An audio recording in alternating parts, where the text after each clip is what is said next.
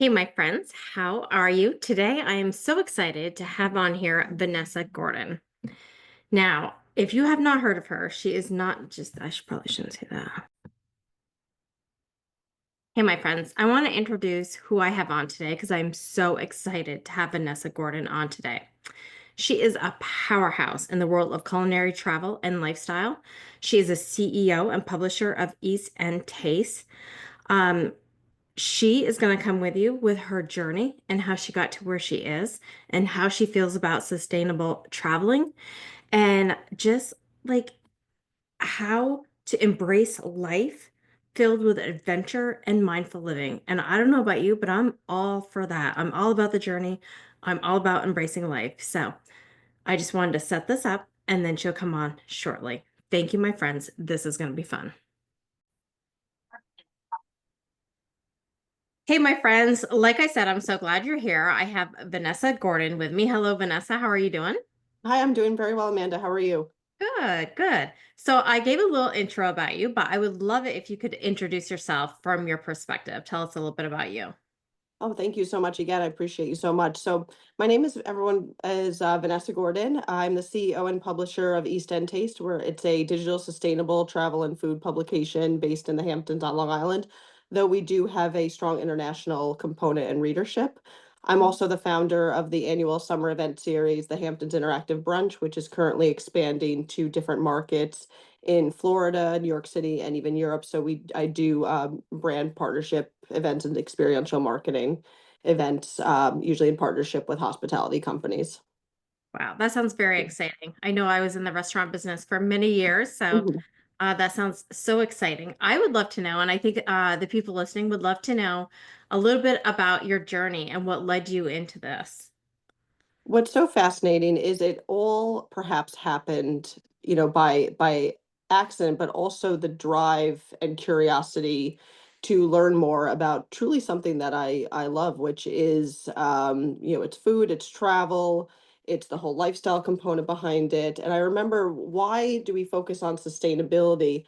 I remember back in when I first started East End Taste in 2016, I was on a trip to New London, Connecticut, to a particular hotel, and that particular hotel was very keen on specifying all of their um, ways that they are essentially sustainable. And what's so cool about it is the way they explained it was that so anyone could understand it. It was not that lingo that was very, detailed and just being very, confusing as well. What does that exactly mean?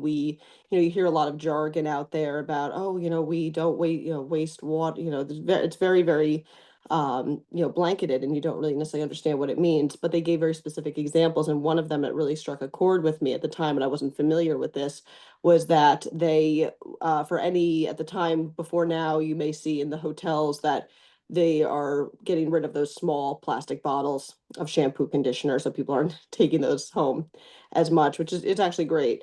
Um, and I also first saw that in 2016, but for this specifically, they unused soap, the soap bars, they would send to a company that would, sterilize them, remix them, and send them to places around the world that were in need of, of soap, because a lot of the fatal, deaths that were occurring were due to lack of hygiene. And Wow, that was that's just one of amazing. many. That was one of many, and that really fascinated me. And I went, wow, no, no, anyway, so that's what prompted me to focus on sustainability, not because I would at all. And I don't call myself, even to this day, I don't consider myself like a true expert. I'm still learning. And I admit that as I go along. And the publication focuses on just learning of different ways, hospitality companies, small businesses, et cetera, are utilizing sustainable practices that we could and use at home. Mhm. Yeah, I see even little things when I travel, like, don't don't just use your towel once, like use it a couple times for us, please. Mhm. Or yeah, like you said, in the shower there are things.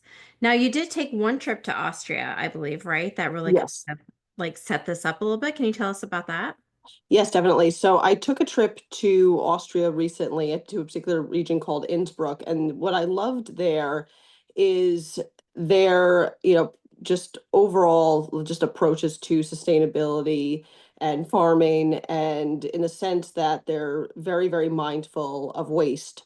So for instance, I was on this food tour, and as we were trying the different foods like breads, cheeses, honey, et cetera, everything I was actually given like a paper bag to utilize to put all of the extra food items, and was encouraged to continue, Mm, to enjoy them throughout the trip. And what I find so interesting is, I'll tell you, you go on a lot of these, food tours and such, and you wonder where that there's just, you assume it's just thrown away, because what are they going to do if all these people are trying from the same plate, et cetera, et cetera.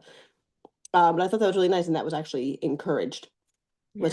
was to take the food home, compartmentalize it, and eat it later. And what's interesting is it's something that in all the food tours I've done all around the world, and all of the food tasting experiences, was never encouraged. That was the first time I've seen that encouraged. And again, something very simple as that. Yeah. That could be brought over here. I love too that in Innsbruck in particular, and I think throughout Austria, you could drink the tap water. You could drink the water right from your hotel and fill up your water bottle, because it comes from the mountains there and from the Alps. Great. Yeah, just little things like that. I love that. I work at a high school. I'm also a high school teacher. And we do have a program because there is a lot of wasted food in a restaurant or, Yeah, in a high school. So we have a program where we take all of the food that isn't eaten and the kids know to put it in the certain bin and we compost it. So that's wonderful. I love that this is getting bigger and bigger in the United States, like it is in other countries. So Absolutely. Again, like these little practices, they don't have to be advanced. You don't need to understand the science behind it. yeah. And then that's, what East End Taste focuses on, is just these little things that we could all do that make such a huge difference. Because a lot of it, we're blindsided in the sense that we truly, the food's taken away from us, because Mhm. we don't know where it goes. But I Yeah. think it should be more in our face, so to say, like, of, putting the compost bins, within reason, Right. just to show people Hmm. where it I goes love and that. why. And I also read that you journaling comes into play with this, and I would love to know about that. My audience loves to know about journeys and journaling and like how to not just take care of ourselves, but take care of our world. So how does journaling help you with this? Oh, absolutely. So I mean, not only is a method for when I travel to record experiences and such, but what's so interesting is I like to write down, what I've learned, what I'm taking away, but also an opportunity, because, I'll tell you, with travel, you're constantly, at least for what I'm doing, you're constantly on the move.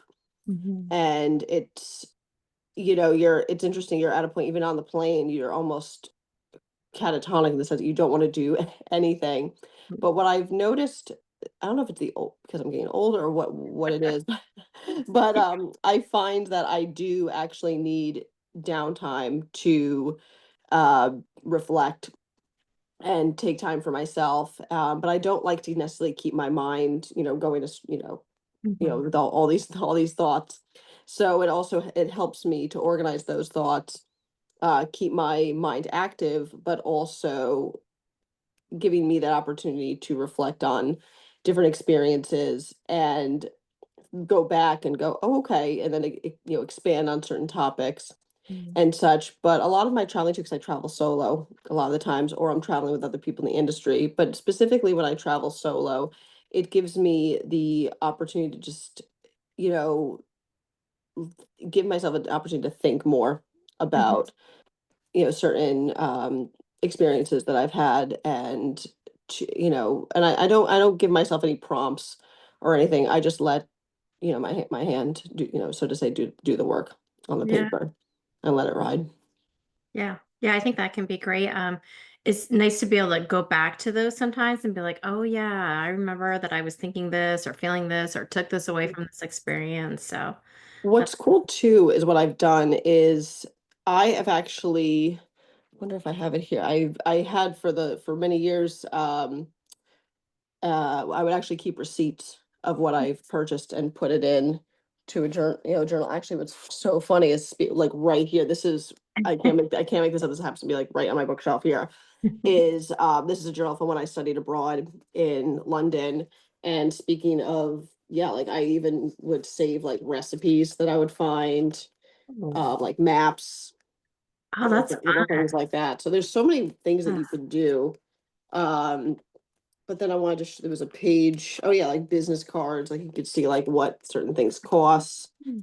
back then, et cetera. Yeah. This was back in 2011, see if like certain businesses are still in existence, and then also, showing the city. And it's interesting to see too how the city may, the map has changed, the subway system or transit system has changed over the years. So it's a really, really nice memory to have as well. So if you really want to go more in depth with it, have fun with it. And it's also a nice way, again, sustainability, Mhm. saving, and, Yeah. creating a lasting memory, which is also nice in a sense that you're not, it's interesting. When I first started traveling, there was always that pressure to buy things, Yeah. and bring them home. I don't do that Mhm. at all anymore, because if people don't realize too is when you're buying shirts that say, I don't know, whatever city, Right. London, Paris, they're all made in, just being honest, they're probably all made in China or thereabouts. Hmm. And it serves absolutely no purpose. I mean, what are you gonna do?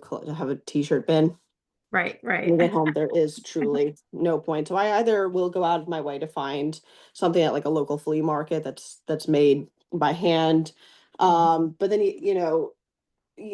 it's again, being mindful of what we're, purchasing, and why are we purchasing it with, purposes that speak to us, or are we purchasing it because we have this tendency to think, oh, well, because we're here, we must purchase some. Mhm. I would always say on the air, not sure, don't purchase it, go home, and maybe perhaps that's a reason to go back one day.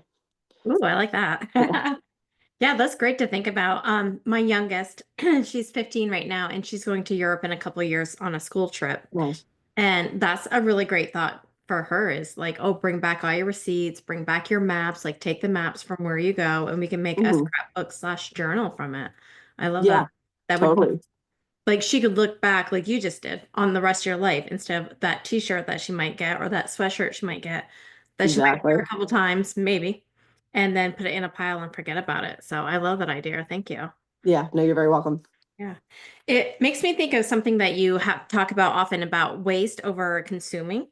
And I know that you talk about that like with traveling, but also with life in general. I would assume at this point, the way you're talking is there is a lot of waste and a lot of consuming. Maybe how does that go in your life other than just traveling?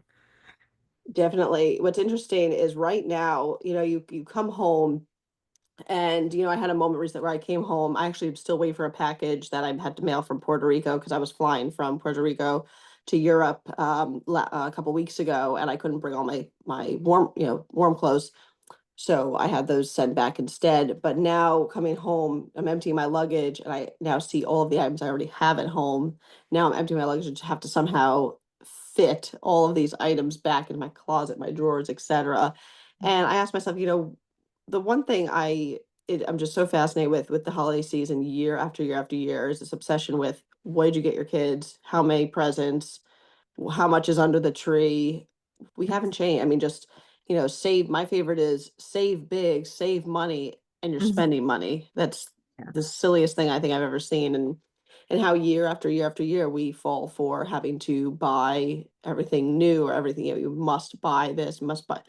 I just put made a point, just stop or significantly cut back. I go to a lot of events, so I have no, qualms about telling people that I rent my dresses.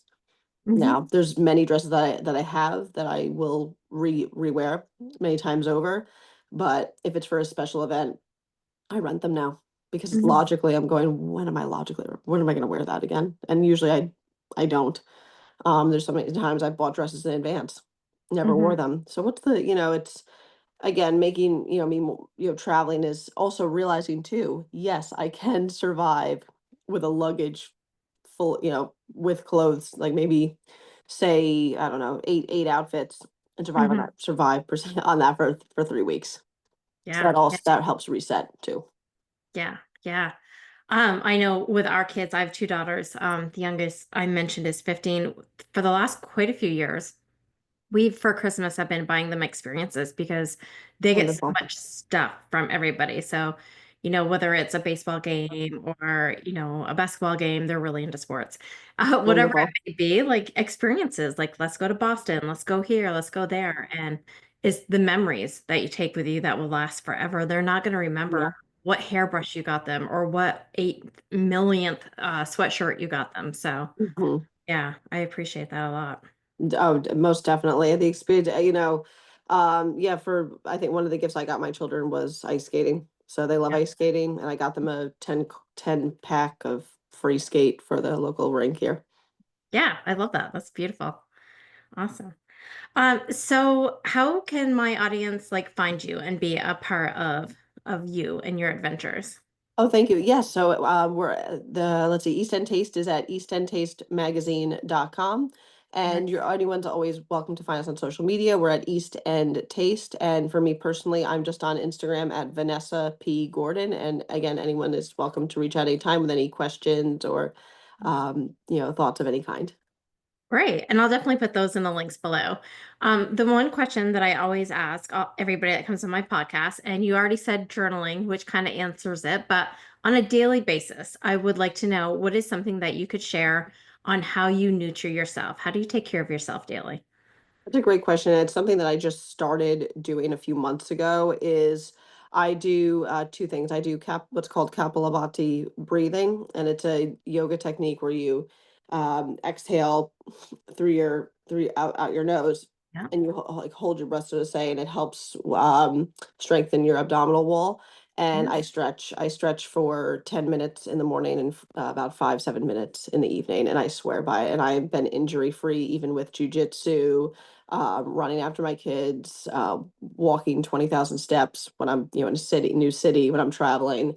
So again, I swear by stretching. If you could skip a workout every now and then, sure. Do not skip stretching. Yeah. And I'll tell you, as you get older, stretching becomes more and more important. I feel like Yes, when I get out of bed in the morning, I always do like 5 to 10 minutes of stretching, and oh, my body thanks me every single day yes. for doing that. So, It's the best thing you could do. oh, I love that answer. Thank you so much. You're Well, welcome. thank you, Vanessa. This has been a great conversation. I know everybody's going to go check you out and see what you have going on. So I appreciate you taking time out of your day today. And I appreciate you as well. Thank you so much for having me. All right. Thank you, my friends.